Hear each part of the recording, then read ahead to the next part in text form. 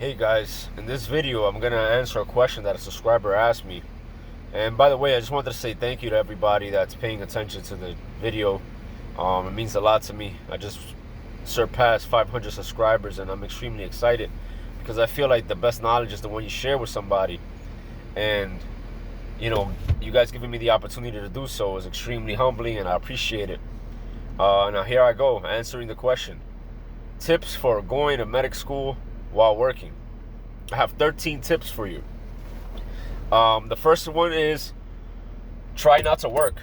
It sounds simple, but ideally you do not have to work while you're in paramedic school. Hopefully your expenses are in such a way that you don't have to work. Like, let's say you're 19 years old, 20 years old, and you still live at home.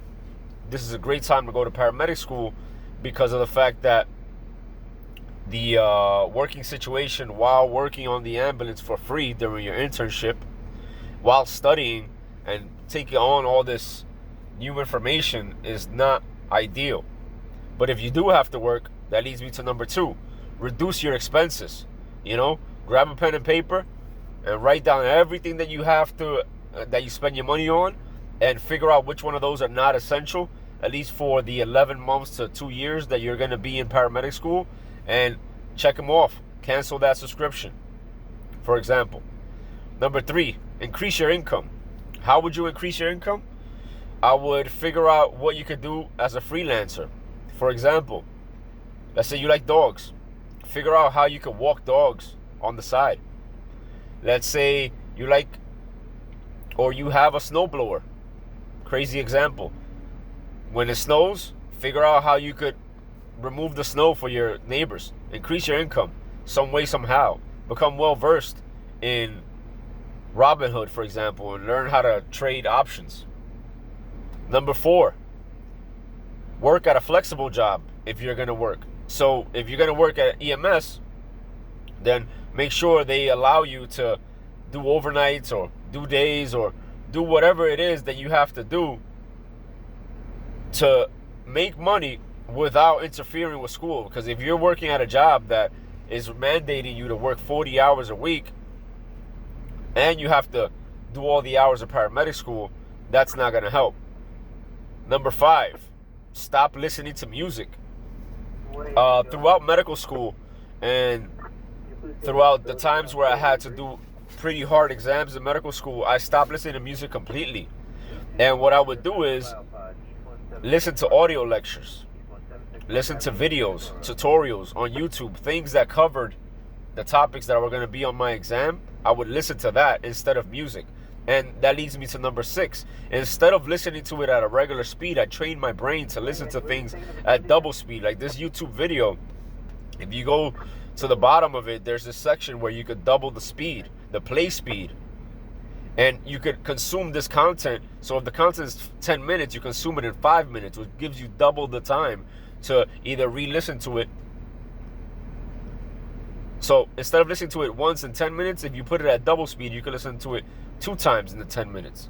And I have books on my Audible where I can listen to books at 3 times the speed. And I've trained my brain while I was in medical school to listen to things at double and triple the speed, which helps me a lot. Like an example, when I use it, I would be driving to school to take an exam, and I'll be listening to these videos at 3 times the speed, just driving and focusing, just finished drinking a cup of coffee, and I'm like listening to what the video is saying. And basically I'm studying and multitasking. Number 7, become friends with your classmates. This is something that helped me a lot throughout medical school, where you could feed off each other. Like during study groups, obviously the study group, you want to focus on studying, you don't want to focus on socializing, but you could work with your friends and your friends could work with you. On the day that you can't work, they could cover you, and on the day they can't work or go to school, you could cover each other, and teamwork makes the dream work. So definitely become friends with your classmates. Number 8, rest and recreation. Another tip for surviving paramedic school is make sure to pencil in rest and recreation, because if you don't, you're going to burn out and you're not going to be as productive when you're burnt out. So make sure that you get as much sleep as possible and you get recreation.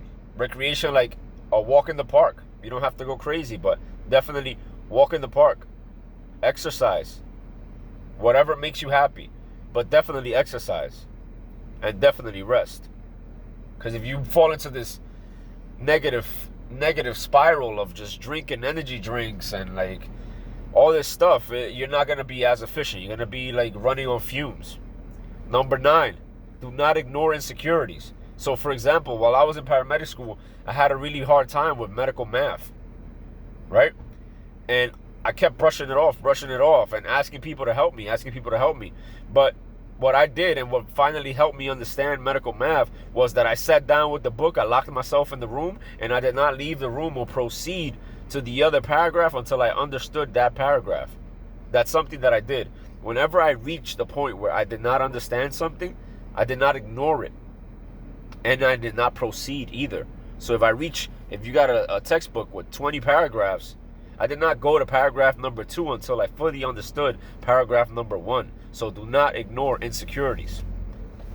Because if you do, that's going to build up and then you're never going to have a strong foundation. Number 10, avoid working overnights.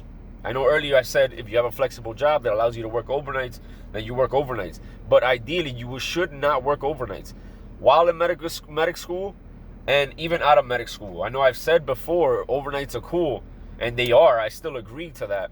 But if you want to consider your health, overnights are not a shift that we should be doing. But somebody got to do it, so people do it. And I've done it as well. But overnights mess up your circadian rhythm.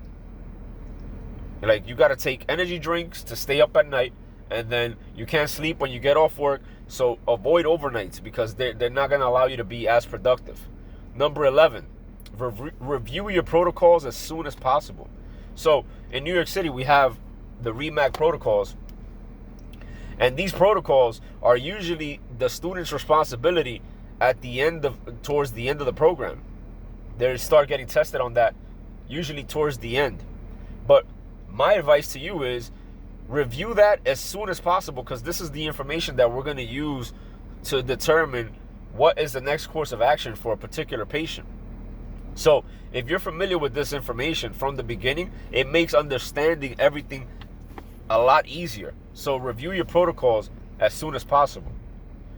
Number 12, do practice questions. For example, I'll give you a martial arts example. If I'm going to compete with a person in karate, why am I training in boxing?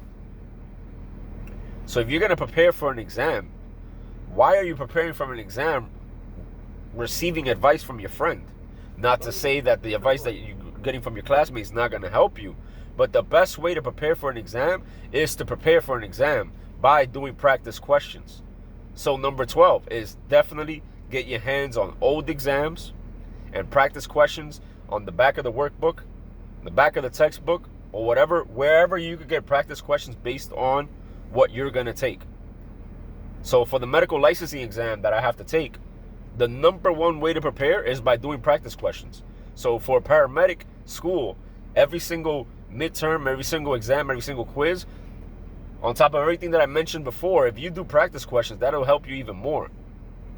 And number 13, last but not least, take advantage of your rotations.